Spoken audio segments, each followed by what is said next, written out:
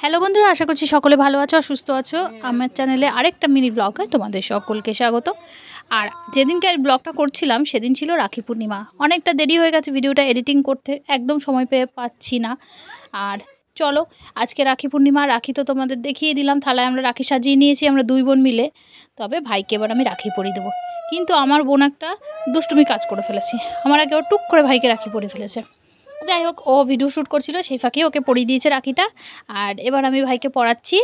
চলো, এই যে আমার রাখি।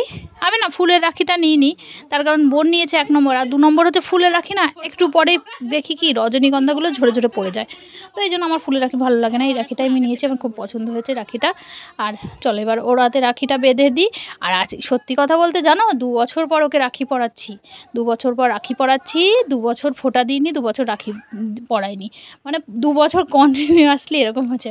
এবারও আমার আসার কথা ছিল না, হঠাৎ করে আমার কালকেই বিকেলে মনটা খারাপ করলো, আর আমি ঠিক রাখির দিন পৌঁছে গেছি। আর না হলে ওকেই বলেছিলাম আসতে, কিন্তু ওর আস্তে আস্তে সন্ধে হয়ে যেত। আমাদের বাড়িতে তো অনেকটা দূরে, তোমরা তো জানোই, তো এই জন্য আমি চলে এসেছি রাখির আগের দিন।